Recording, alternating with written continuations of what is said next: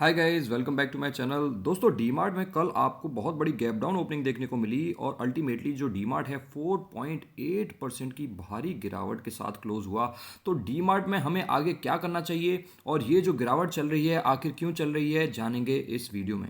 तो दोस्तों, ये जो कल गिरावट आपको देखने को मिली डीमार्ट में, बहुत बड़ी गिरावट थी और ऐसी गिरावट किसी न्यूज़ या किसी बड़े इवेंट के बिना आपको स्पेशली डीमार्ट जैसे स्टॉक में देखने को नहीं मिल सकती है। तो ये जो गिरावट आपको देखने को मिली थी, ये मिली थी इसीलिए क्योंकि डीमार्ट के क्वार्टर 3 के रिजल्ट्स आए थे सैटरडे को, और सैटरडे को क्योंकि मार्केट बंद रहती है, संडे को मार्केट बंद रहती है, तो उसका रिएक्शन आप लोगों को मंडे को देखने को मिला। और रिजल्ट्स क्योंकि बहुत ज़्यादा अच्छे नहीं थे, इसीलिए आप लोगों को स्टॉक में बहुत भारी गिरावट देखने को मिली। तो आइए थोड़ी सी हम नज़र डाल लेते हैं कि आखिर जो रिजल्ट्स आए वो आए कैसे। तो सबसे पहले अगर मैं आप लोगों को रेवेन्यू फ्रॉम ऑपरेशंस दिखाऊं तो यहाँ पे आप देख सकते हैं रेवेन्यू आया है 11,569 crore as against 9,217 crore YOY। तो यहाँ पे आपको अच्छी खासी ग्रोथ देखने को मिल रही है।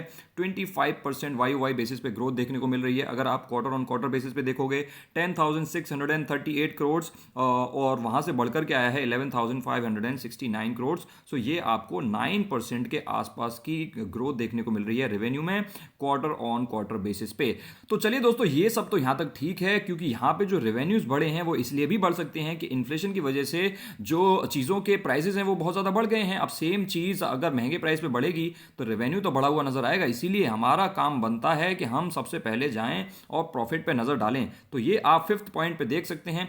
नेट प्रॉफिट आफ्टर टैक्स पे अगर आप नज़र डालोगे तो वो आया है 589 crore as against 552 crore YOY। So यहाँ पे आपको सिर्फ और सिर्फ 7% की ग्रोथ देखने को मिल रही है YOY पे। तो ये तो डिसअपॉइंटिंग है ही, लेकिन इससे भी ज़्यादा डिसअपॉइंटिंग जो है दोस्तों वो है यहाँ पे आप देख सकते हैं 685 करोड़ से जो प्रॉफिट है घट करके हो गया है 589 करोड़। यानी कि यहाँ पे ड्रॉप है और सिग्निफिकेंट ड्रॉप है, 14% का ड्रॉप है क्वार्टर ऑन क्वार्टर बेसिस पे। और इसी वजह से आप लोगों को डी मार्ट में इतनी भारी गिरावट देखने को मिली। अब देखिए दोस्तों, वैसे तो मैंने आप लोगों के लिए 12 दिन पहले डी मार्ट के ऊपर वीडियो बनाई थी जिसमें मैंने आप लोगों को बताया था कि डी मार्ट ने अपने क्वार्टर 3 के नंबर्स आउट किए थे। जैसे कि मैंने आप लोगों को बताया था काफ़ी कंपनीज जो हैं अपने क्वार्टर 3 रिजल्ट से पहले अपने क्वार्टर 3 के नंबर्स पोस्ट करते हैं। वो नंबर्स डी मार्ट ने यहाँ पे पोस्ट किए थे और वो नंबर्स अपने आप में वीक नजर आ रहे थे, लेकिन वहां पे प्रॉफिट के नंबर्स हमें नजर नहीं आते हैं। सिर्फ और सिर्फ रेवेन्यू और स्टोर एडिशन के नंबर्स देखने को मिले थे। लेकिन सबसे ज्यादा जो प्रॉब्लम है वो तो प्रॉफिटेबिलिटी में ही है और वो दिक्कत जो है वो क्वार्टर 3 के रिजल्ट्स में, एक्चुअल रिजल्ट्स में ही नजर आई है। इसीलिए जब डीमार्ट के ये नंबर्स आए थे यहाँ पे 12-13 दिन पहले, तब तो डीमार्ट में गिरावट आई ही थी। यहाँ पे रिजल्ट्स के बाद भी आपको एक अच्छी खासी गिरावट देखने को मिली है। अदरवाइज यूजुअली ऐसा होता है कि जितना भी मूवमेंट होना होता है वो सारा का सारा मूवमेंट जो होता है वो क्वार्टरली अपडेट्स के बाद आ जाता है और रिजल्ट्स के बाद इतना बड़ा मूवमेंट नहीं आता है। अब लेकिन क्वार्टर 3 के प्रॉफिट में आपको क्वार्टर ऑन क्वार्टर बेसिस पे भारी गिरावट देखने को मिल रही है। स्टॉक में आप लोगों को भारी गिरावट देखने को मिली। लेकिन दोस्तों, ये बिजनेस ऐसा है कि भाई बहुत ज़्यादा अंडर पेनिट्रेशन है इसके अंदर और डीमार्ट जो है इस सेक्टर का लीडर है। और दोस्तों, ये अंडर पेनिट्रेशन किस सेक्टर में है? ये है ऑर्गेनाइज्ड रिटेल और मेनली जो FMCG से रिलेटेड है। लेकिन उसके अलावा एक और रिटेल सेगमेंट है जिसपे डीमार्ट ऑलरेडी काम कर रहा है और उसके अंदर भी बहुत ज़्यादा अंडर पेनिट्रेशन है और वो है फार्मेसी रिटेल। फार्मा रिटेल में आप लोगों को पता होना चाहिए, जैसे कि अभी नेटमेट्स जो है, नेटमेट्स है रिलायंस का, तो रिलायंस जो है ऑलरेडी फार्मा के अंदर है। उसके अलावा अमेजोन और फ्लिपकार्ट भी फार्मा रिटेल के अंदर हैं और डीमार्ट इस अपॉर्चुनिटी को मिस नहीं करना चाहता है। और डीमार्ट ने ये जो आप लोगों को देखने को मिल रहा है, ये सारा का सारा डीमार्ट के ऑफिशियल डॉक्यूमेंट से मैं आप लोगों को बता रहा हूं। डीमार्ट जो है वो भी इस प्रोसेस में अपना काम चालू कर रहे हैं और बहुत ही जल्दी आप लोगों को डीमार्ट के स्टोर्स के अंदर फार्मा के प्रोडक्ट्स देखने को मिलेंगे। सो ये भी एक रिटेल सेगमेंट ऐसा है जो कि काफी अंडर पेनिट्रेटेड है और आप लोगों को वहां पे डीमार्ट की एंट्री देखने को मिल रही है। सो ये भी एक पॉजिटिव चीज है अगर आप डीमार्ट की स्ट्रेटजी पे नजर डालते हो। अब अगर मैं डीमार्ट की परफॉर्मेंस के बारे में बात करूं तो आप देख सकते हैं पिछले एक साल में -16% के रिटर्न्स दिए हैं। अब जैसी भाई परफॉर्मेंस रहेगी कंपनी की वैसे ही आपको यहां पे रिटर्न्स देखने को मिलेंगे, आप देख सकते हैं। लेकिन 5 सालों में अगर आप देखोगे तो अभी भी आपको 209% के मैसिव रिटर्न्स देखने को मिल रहे हैं। यानी 5 सालों में आपके पैसे को 3 गुना कर दिया है। अब अभी देखिए स्टॉक चल रहा है 3678 पे और स्टॉक का हाई है 6000 के आसपास, 5900 का। यानी कि ये जो स्टॉक है बहुत ज्यादा ही भाग गया था और मैंने आप लोगों को जैसा कि बता रखा है हर स्टॉक स्टॉक गिरने का बहाना ढूंढ ही लेता है। तो जब ये 6,000 पे भाग रहा था तब हम इसमें बिल्कुल भी इंटरेस्टेड नहीं थे।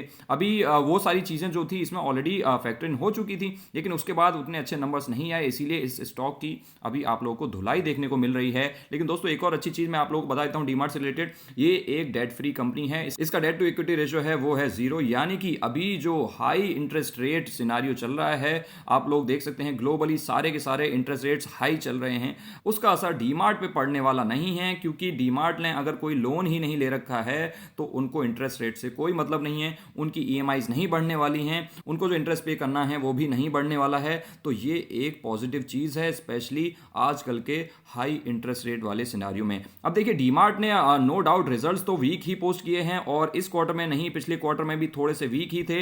इनफैक्ट पिछले 1, 2, 3 क्वार्टर से जो इसके नंबर्स हैं वो थोड़े से वीक ही नज़र आ रहे हैं, लेकिन जो इसके फंडामेंटल्स हैं, जो इसका मोट है वो बहुत ही सॉलिड है, और जो इस सेक्टर में अपॉर्चुनिटी है, क्योंकि ये सेक्टर भी बहुत ज़्यादा अंडर पेनिट्रेटेड है, सो यहाँ पे जो अपॉर्चुनिटी है वो इमेंस है, और डीमार्ट एक बहुत ही बढ़िया यहाँ पे प्लेयर है। तो ये चीज़ें ऑलरेडी इसके प्राइस में फैक्टर इन हो गई हैं। 6,000 से स्टॉक गिर गिर के अभी आपको 3700 के आसपास मिल रहा है, और ये चीज़ मैंने आप लोगों को डीमार्ट वाली वीडियो में भी बताई थी। इस वीडियो में मैंने आप लोगों को बताई थी जब ये नंबर्स पोस्ट किए गए थे कि आप लोगों को यहाँ पे एक बाइंग अपॉर्चुनिटी मिल सकती है दोस्तों, और मुझे ऐसा लगता है कि इसमें बाइंग अपॉर्चुनिटी का टाइम बिल्कुल आ चुका है। अब ये स्टॉक मेरे अकॉर्डिंग पक्का पकाया खड़ा है। अब यहाँ से आप 100-200 पॉइंट्स के लिए और वेट करना चाहते हैं तो आप कर सकते हैं, बाकी मेरे अकॉर्डिंग दोस्तों ये स्टॉक एकदम पक चुका है, और इसमें जितना भी फ्रॉड था वो ऑलरेडी हट चुका है।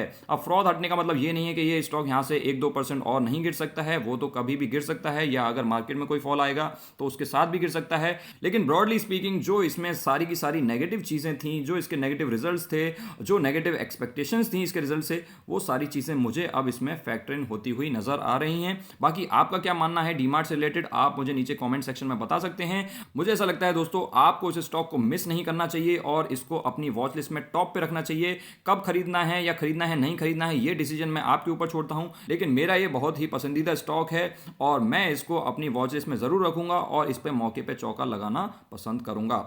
बाकी अगर किसी के पास डीमार्ट ऑलरेडी है तो उनको क्या करना चाहिए दोस्तों, तो मैं अगर अपना पर्सनल ओपिनियन दूं तो उनको बिल्कुल भी टेंशन लेने की जरूरत नहीं है। इनफैक्ट इसमें उन लोगों को बाइंग अपॉर्चुनिटीज के मौके ढूंढने चाहिए, जिससे कि वो इस स्टॉक में और भी ज्यादा एक्यूमुलेशन कर सकें। इस नेगेटिव सेंटीमेंट में, इस नेगेटिव मार्केट में और ऐसे वीक टाइम्स में ही आप डीमार्ट को एक्यूमुलेट कर सकते हैं, क्योंकि जब इसका अच्छा टाइम आएगा तब ये आपको एक्यूमुलेशन के मौके नहीं देगा। मैं इसको सेल तो बिल्कुल भी नहीं करने वाला हूं। बाकी अगर आपको होल्ड करना है आप होल्ड कर सकते हैं, क्योंकि स्टॉक तो शानदार है ही। बाकी इसमें अगर आपको बाइंग अपॉर्चुनिटीज मिलती हैं तो उनको भी आप एक्सप्लोर कर सकते हैं, क्योंकि मैं तो यही करने वाला हूं, मैं इसमें और बाइंग अपॉर्चुनिटीज ढूंढने वाला हूं। बाकी इस तरीके की सारी रिजल्ट्स वीडियोस, सारे कॉर्पोरेट एक्शंस की वीडियोस के लिए आप इस चैनल को सब्सक्राइब कर सकते हैं, जहां पे आपको इन्फॉर्मेशन टाइमली और ऑथेंटिकली मिलती है। Thanks for watching guys, I will see you next time.